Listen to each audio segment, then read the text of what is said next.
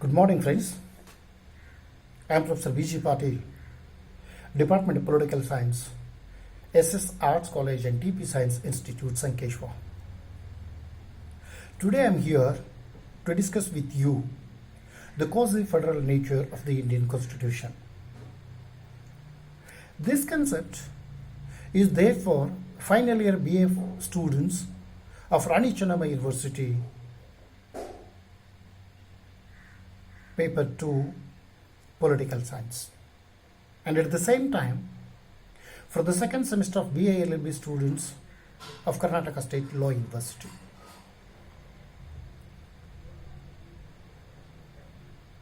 Quasi-federal, the term is used many times when we speak of Indian Constitution. But before discussing the concept quasi-federal, we must know what is meant by federal government, what is meant by unitary government.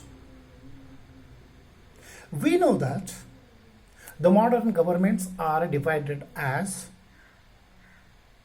unitary and federal. They are classified as unitary and federal government. A unitary government is one wherein all the authority and powers are lodged in one single government. A unitary government is one wherein all the authority and power is lodged in one single government. Contrary to that, in a federation, the governmental powers are divided and distributed between two sets of governments. The governmental power and authority is divided and distributed between two sets of governments. One is the national government or the federal government or union government. The other one is the state government or the government of the particular province. In a unitary system, there is only one government. It enjoys all the powers. But in a federation, we have two governments. Both derive the powers from the constitution. Both work independently in coordination with each other. So that is just the simple meaning of unitary and federal government. We are not going to concentrate more on that because our study is different today. We have to decide whether India is a federation or a unitary or it is a quasi-federal setup. Friends, we know that the Constituent Assembly says that we have established a federal polity.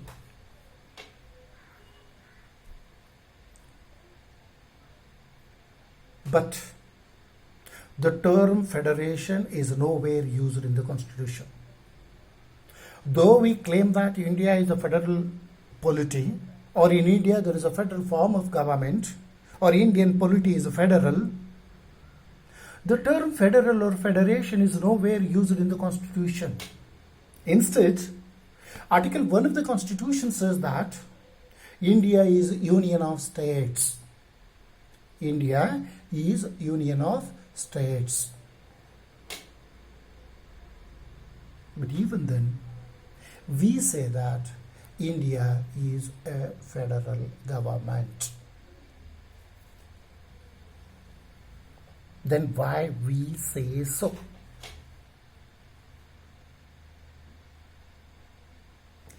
When you speak of a federal form of government, there are certain basic features of federation. For example, two sets of governments, distribution of powers and functions between the governments, supremacy of the constitution, written constitution, rigid constitution, bicameral legislature, and independent and impartial judiciary. If you have these features in a polity, then certainly that polity is a federal polity. That system is a federal system. That government is federal government. I think one by one we can discuss these features. One by one we can discuss these features. There's two sets of governments. The Constitution of India establishes two governments. One is at the center, another one is at every state. The central government in India is known as union government, and the governments at the state are known as state governments. Remember, both the governments are established in accordance with the provisions of the Constitution of India. Both come to power, enjoy and exercise power, carry on the day-to-day administration of the nation, and go out of power in accordance with the Constitution of India. Both the governments are recognized by the Constitution of India, work in accordance with the Constitution of India. That is why we say that India is a federal polity. When it comes to the second aspect, there are the concept of division of power, we call it. When there are two governments established by the Constitution, both should enjoy power, constitutional power.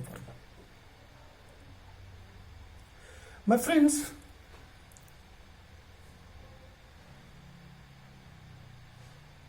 when it comes to a division of powers, we have something called four-tier division of power. Four-tier of division of power in the sense the governmental powers are divided and distributed in four ways. That is union government, union list, state list, and concurrent list. The last one is residuary list. First we shall discuss the division that has taken place under Indian Constitution. The comparative study of American and Canadian I will do later when I'm going to discuss the unitary features of Indian system. Here just I want to say that there is a union list wherein in different books you are having different numbers. Some books says 100 subjects, some says 98, some says 99. But remember one thing, the subjects of national importance such as defense, reserve bank, railways, science and technology, foreign affairs, home, aviation, railways, P&T, such subjects of national importance are with the union list. The subjects that are listed in the union list, on those subjects, the union government is authorized to make laws. The Parliament of India make laws. It is the exclusive right of the Parliament to make laws on these subjects, the subjects of national importance that are there in the union list. Then you have state list. The subjects of local importance, the subjects of provincial importance, such as police, jail, road transport, markets, such subjects are in the state list. The state governments are authorized to make laws on these subjects. In some books, it is said that there are 66 subjects. In some books, there are 68. But remember, whatever may be the number, you need not worry about the number. The subjects of local importance are there in the state list, and the state legislature is authorized to make laws on those subjects. Then comes the third list. We call it concurrent list. In concurrent list, subjects like CRPC, CPC, marriage, divorce, weights and measures, such subjects are there. In one book you have 47, in other book you have 48. In one book has given 52. I don't know exactly what is the number because it changes. On these subjects that are listed in the concurrent list, both central government and state governments can make laws. Both the governments, that is the union and state governments, are authorized to make the laws. Remember. But one thing is very important here, we have to see it. One thing we have to think of very seriously. When there is when there is a clash between the central law and state law on a particular subject. So, for example, marriage or divorce. When there is a clash between the union law and the state law, the union law prevails over that of the state law. That is, union law is final, state law is rejected. Then you have residuary powers. The powers that are not listed in the above list or in the residuary power, they belong to the central government. That's a different thing. Then the other feature is supremacy of the constitution. We say that constitution is the fundamental law of land. And we say that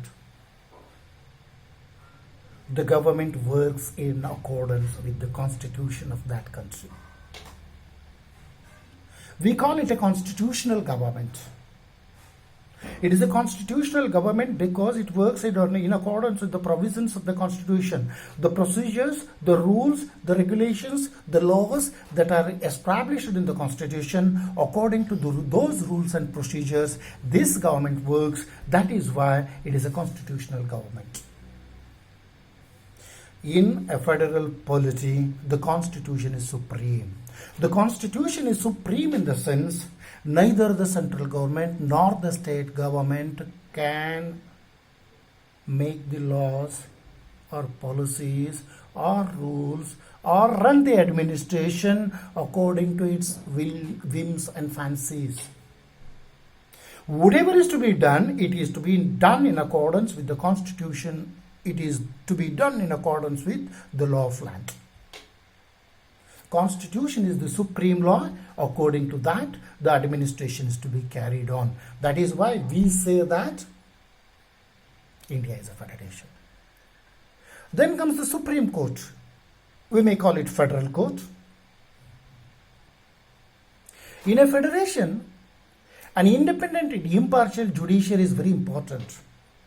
It plays a vital role in deciding the dispute between the center and the states, or the states among themselves, or the citizen of one state and the government of other state. In these circumstances, we need an independent and impartial judicial setup. The Supreme Court is an independent and impartial judicial setup in India. Not only that, the Supreme Court of India, of course, the High Courts also. The Supreme Court of India is empowered with the power of judicial review. If any law or any rules or regulations that have been made and implemented by the government, it may be state government or central government, if they are not in accordance with the constitution, if you challenge them, the Supreme Court or the High Court, as the case may be, checks the validity, the constitutionality of that law or that rule, then decides whether it is to be implemented or not. In certain cases, the Supreme Court of India has rejected the bills or laws that are made by the parliament or the state legislature as unconstitutional or null and void or ultra virus. Remember, if a bill is declared as null and void or ultra virus, that cannot be implemented. Then, rigidity. To some extent, the Constitution of India is rigid. Once again, here we have to say that mixture of rigidity and flexibility is there in Indian Constitution. To amend certain provisions of the Indian Constitution, special procedure is to be followed. The special procedure is the bill to amend the Constitution is to be approved in both the houses of the Parliament with 2/3 majority of the members present and voting, and it is to be ratified by more than half of the states. Yes. Ratification by the states is very important. In the sense, states participate in the process of amending the Constitution. That is why we say that it is a rigid Constitution, and rigidity is the nature of a federal polity. Remember that. Then bicameral legislature. I think before going to bicameral legislature, we have to one point we have to discuss is the Indian Constitution is not only rigid; it is written. Written and rigid Constitution are the necessity of a federation. We have to remember that. Lastly, bicameral legislature. The Indian Parliament is bicameral. One house gives the representation to the people of India. We call it a popular house or Lok Sabha. The representatives of the Lok Sabha are elected by the people of India on the basis of universal adult franchise. Whereas the upper house, that is the Rajya Sabha, gives representation to the states. We call it Council of States. Depending upon the population of the state, every state sends representatives to Rajya Sabha. But remember, these are indirectly elected by the people. That is, the elected members of the state legislative assembly elect the members of the Rajya Sabha.